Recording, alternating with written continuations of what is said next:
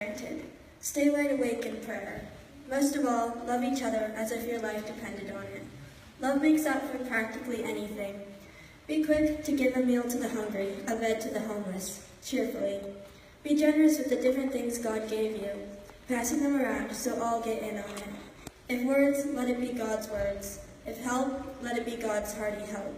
That way, God's bright presence will be evident in everything through Jesus, and he'll get all the credit as the one mighty in everything. Encores to the end of time. Oh, yes.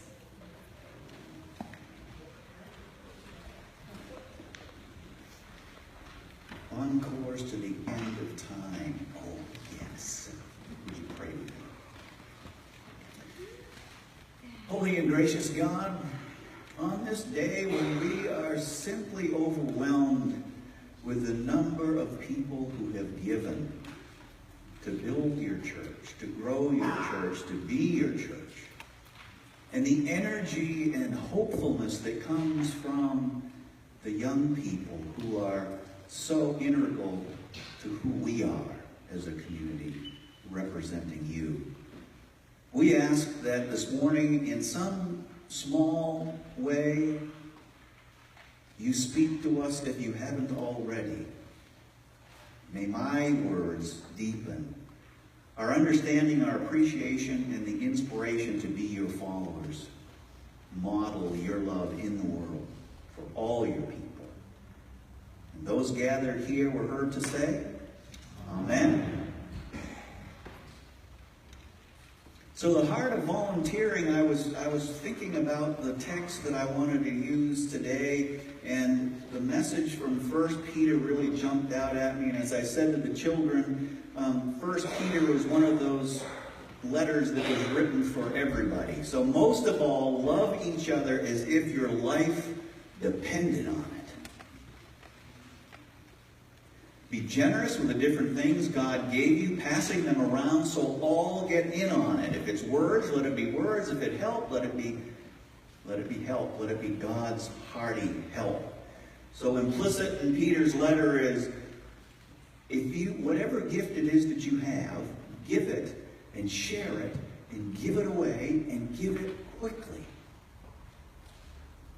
These are called Catholic epistles. Now, most of us, when we hear the word Catholic, we think of the Pope or we think of Roman Catholic faith.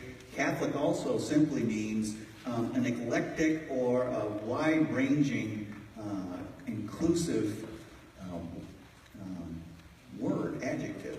So these letters were intended to be for all of the churches in Asia Minor. Upon closer reflection of this text, even though I knew that there was going to be a heavy emphasis on love, and we wouldn't volunteer for things if we didn't feel like it was important, and in some ways our life depends on it, and those we're called to serve, life depend on it. But you know, there's something about this text that sort of jumped out at me as I looked at it a little bit more. Anybody else get up in the morning like that and realize that you overslept? Oh, I thought that was kind of a funny picture. You're sitting there like lumps on a log. Isn't that an amazing picture? What's that? Oh, it's an old clock. I thought it was retro. I thought it was retro. Isn't it amazing that we focus on the detail of the clock and not the expression on the face? To me, that says, urgent! Gotta do something. And of course, that's what Peter's saying. Everything in the world is about to be wrapped up, so take nothing for granted. When I was in college, I was a part of Interfaith, InterVarsity Christian Fellowship. And actually, I went to my college website yesterday and discovered that InterVarsity Christian Fellowship is no longer welcome on my college campus because of some of its very rigid policies about the people who work there and the beliefs that they have to hold, whether they believe it or not. So InterVarsity Christian Fellowship was a group of students who would get together, and we would study the Bible. And the interesting thing is that I grew up in the Congregational Church in New England, going to church every day of my life for as long as I could remember, and yet I didn't do a lot of Bible study. Can I get a witness on that? Anybody go to church traditions and not really spend that much time with the Bible? So this was for me the first real encounter with a study of Scripture that sort of shook my foundation, because it invited me to think about who was this Jesus and who is this Jesus, and does it matter? So there was an urgency about this particular branch or interpretation of Christian faith which I had not been exposed to before.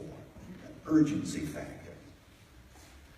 So I went home during one of my breaks, and this is the church that I was ordained in Machias, Maine, and I started to question the foundation of the church that I grew up in, because sometimes it didn't feel like there was too much urgency.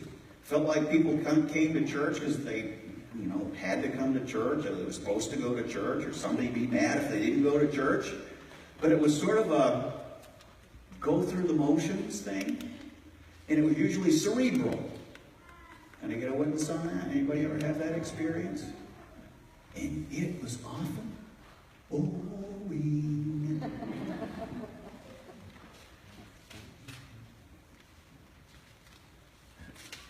I read a book when I was in that conservative group, and it was written by C.S. Lewis, and C.S. Lewis is a fairly prolific author. And the interesting thing is that I questioned the leadership of this Bible study group, and I said, really, is the Bible what you look at, and is that the primary authority, or is C.S. Lewis and Mere Christianity the Bible that you study? But at any rate, it caused me to ask questions, serious questions. I came home, I talked to my mother about it, and I said, Mom, I've got these reservations about this tradition that we grew up in.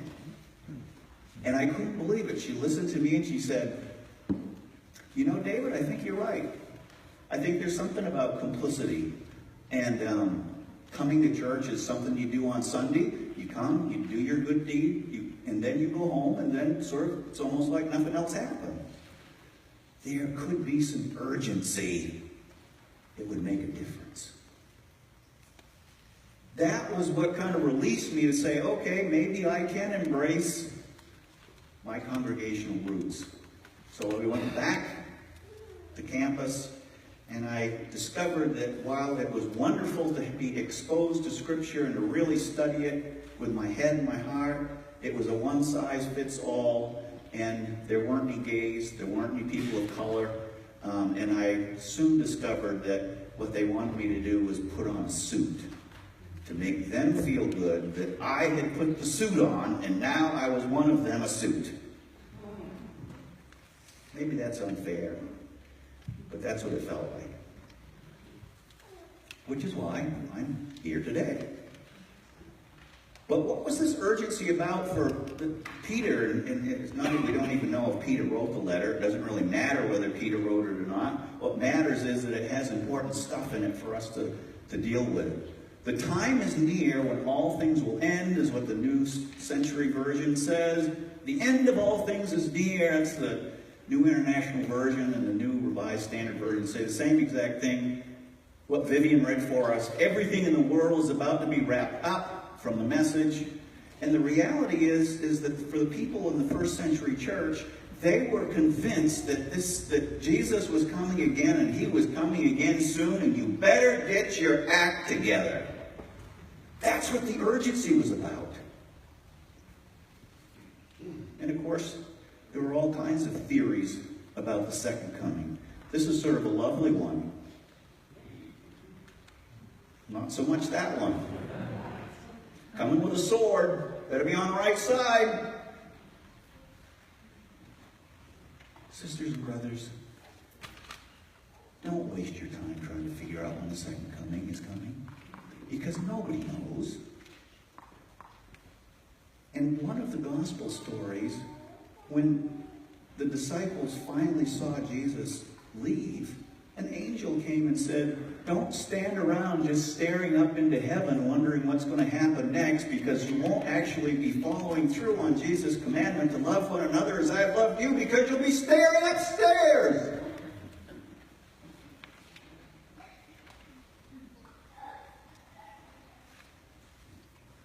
So, I believe urgency is really important. Not driven by fear, however. This was the setting of Peter's church, and I know some of you, it was called Asia Minor in the Bible times. Anybody know what this modern day country is? Turkey. Yeah, it's Turkey.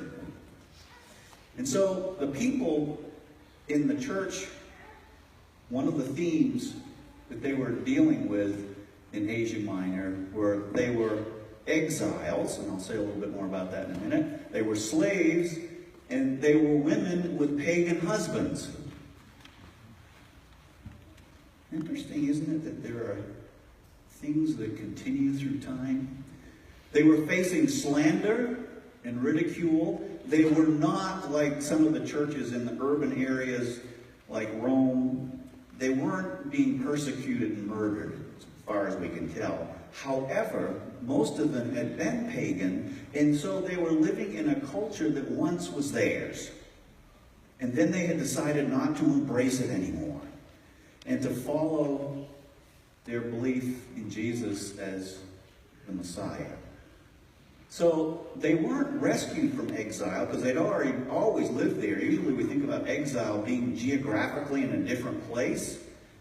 And that's not what this was. It was just they were rescued into exile by their Christian faith and identity. They weren't from another place geographically, but after their exposure to the Christian way, it did exile them. Now, I don't know about you, but I sometimes feel like I'm in exile in this country because sometimes my values, my Christian values, feel completely out of step with what's being rewarded or what's being promoted. Can I have some agreement on that?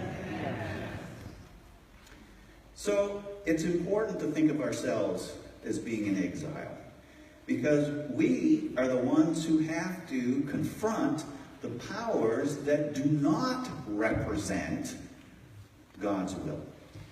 And God's will is love quickly. Don't hesitate to take care of the one who needs help. That's what the message is. We're all made new through the love that was revealed in Jesus the Christ. That is a gift for all. And if we have gifts, we are to give them generously and quickly. So I'm going to close with this, because I'm always trying to make connections with these biblical texts, these ancient texts, which you might think have nothing to do with the life today, and yet if you look at them, you know that human beings have been human beings for a long time, and yes, there are some significant differences between us and first century people, and yet there are some things that are similar. Family Promise is an effort that we're participating in. It is a program that unites churches in the community to provide shelter for families who need it. And right now, Carolyn Rundorf is our representative, and she mentioned that last week there are at least 3 or 4 families that have been identified. They're all single mother families with young children. But we have been getting some training around what it means to be volunteers with Family Promise. And one of the things that came to the attention of those who attended the training this past week, which begs the question of, are there 21st century slaves? In case you can't read this, it says, what do all of these things have in common? They're being sold for about $90.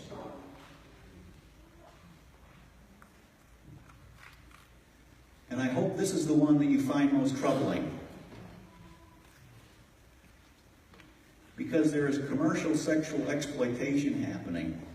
And I'm mindful that this is a multi-generational service and that there are children here, so I changed some of the images I use, but the reality is we have to talk about safety. We have to talk about consent. We have to talk about the way in which slavery is happening. You cannot give consent if you are younger than 18. Let me just point out that the Beaverton detective who was giving the training said that girls between 14 and 16 are the most at risk, and the ones that are most at risk are either vulnerable because of homelessness or because of some other instability in their family situation. They don't wake up one morning and decide this would be a wonderful way to make money. They're forced into it. So sisters and brothers, because slavery has been around, because it's easy to feel like we've evolved and it's not real, unfortunately, it is real. If this sounds urgent to you, I would invite you to visit a website. It's called Someone's Child. And there are steps that you can take if you think human trafficking is something that's wrong. This is one of those no-brainers. How could you not feel like it's wrong? And yet, when no action happens, it just simply reinforces what's going on. So I would encourage you to visit that website. Liz is probably going to take a picture of it, or somebody's taking a picture of it. Because it's, most of all, love each other as if your life depended on it. And there are young people in our community who need our love, and their lives depend on it. Love makes up for practically anything. And there are young girls who need to have love to try to make up for the hate that they have endured. May God find ways to inspire us to make a difference in the world and not be overcome by the ubiquity and the size of this issue, but to be brave, to lift the veil, and to say, this has to stop. May God add a blessing, may God add strength, may God add fortitude, and may God add compassion as we seek to be people who follow the way of Jesus. The people were heard to say, Amen.